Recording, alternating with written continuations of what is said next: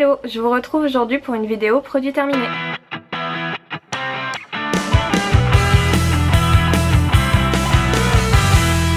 Et on va commencer tout de suite avec la catégorie gel douche. Donc pour commencer, ces produits, je vous en ai déjà parlé dans ma dernière vidéo top 10 des gels douche de l'hiver. Ce sont les gels douche DOP. Donc ici j'ai tartelette aux fraises et 4 quarts citron. C'est mes deux préférés. Il y a aussi celui à la madeleine que j'aime beaucoup.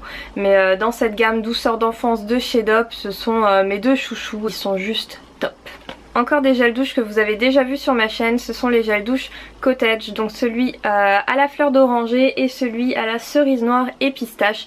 Pareil, c'est vraiment mes deux chouchous de la marque Cottage, on les a adorés, donc voilà, gros top. Un autre gel douche qu'on a terminé, c'est le gel douche de chez Nocibé, celui-ci il est à la pomme d'amour et celui-ci aussi évidemment c'est un gros top, les odeurs sont vraiment dingues. Tous ces gels douche là sont vraiment excellents, je vous les recommande vivement. Pour finir avec la catégorie savon, j'ai ce gel lavant pour les mains de chez Balea, donc c'est la marque DM. Celui-ci était à la framboise et au citron et il sentait vraiment super bon.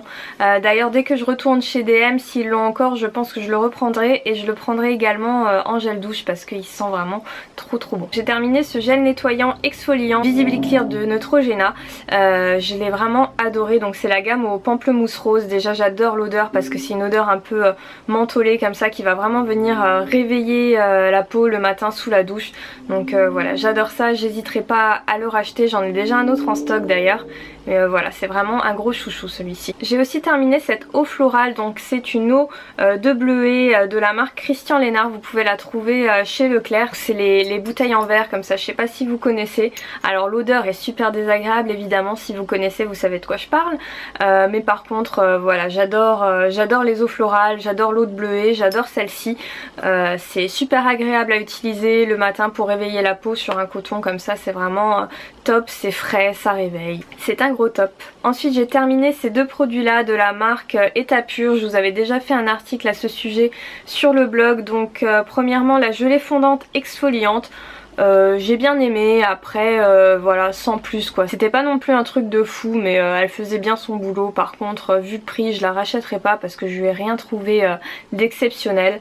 Pareil pour la crème fondante hydratante, du coup je lui ai vraiment rien trouvé d'exceptionnel. Je préfère autant ma petite crème hydratante de chez Essence qui coûte moins de 3 € je crois, à celle-ci qui coûte pas un bras mais presque quoi. Donc voilà, ils sont cool mais après rien d'extra. Je vous en ai parlé dans ma vidéo favori de 2015. J'ai fini ma petite bébé crème de chez Herborian en teinte claire. Donc celle-ci elle est vraiment idéale pour les peaux claires. Elle fait vraiment une peau de bébé.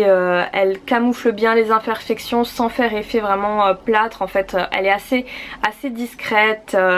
Et le rendu est vraiment top. J'hésiterai pas à la racheter dès que j'en ai l'occasion. Et je vous la recommande évidemment. J'avais également un petit échantillon de chez Rituals, c'est une petite crème, c'est un gel hydratant 24 heures, un gel crème pour être exact. Ce petit échantillon je l'avais reçu la dernière fois que j'ai fait des achats en boutique et j'ai beaucoup aimé, j'ai adoré l'odeur. C'est une odeur addictive pour moi, ça sent les plantes en fait. Il y en a peut-être parmi vous qui aimeraient pas, mais voilà, moi c'est une odeur que j'adore en tout cas et je l'ai trouvé vraiment top. Elle est pour les peaux normales à mixtes voilà, sur ma peau sèche elle a très bien fait l'affaire, j'ai beaucoup aimé et si j'ai l'occasion peut-être que je la rachèterai en grand format pour la tester sur du plus long terme. J'ai terminé le vernis gloss rehausseur de brillance de chez Yves Rocher.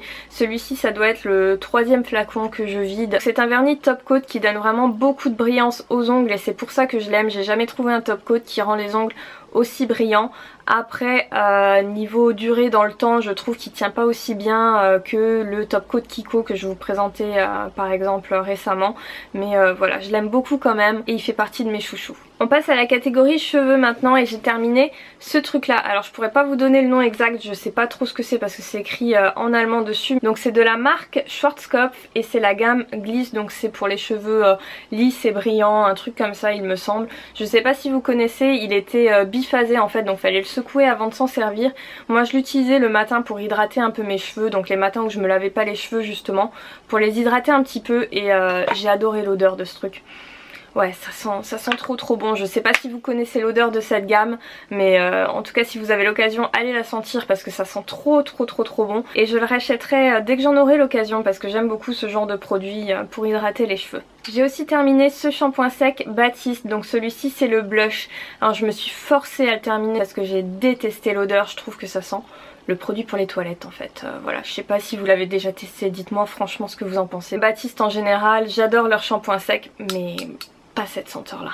Pas celle-là, non. J'ai terminé un shampoing, donc celui-ci c'est le shampoing extra volume, donc Head & Shoulder, parce que moi comme j'ai la peau sèche et sensible, j'ai souvent des pellicules en fait, et voilà, ce shampoing là, franchement je l'adore. Alors je sais que c'est plein de merde ces trucs là, je dis pas, mais perso voilà, je suis pas trop regardante parce que j'ai pas trop de soucis avec ça, et celui-ci je trouve qu'il fait vraiment très bien le job de temps en temps, j'aime beaucoup. Ensuite c'est un après shampoing, celui-ci c'est de la marque Pantene Pro V, donc c'est le volume et soin. Pareil que le shampoing Head & Shoulder, c'est des produits qui sont vraiment top si vous avez les cheveux fins et que vous cherchez un peu de volume.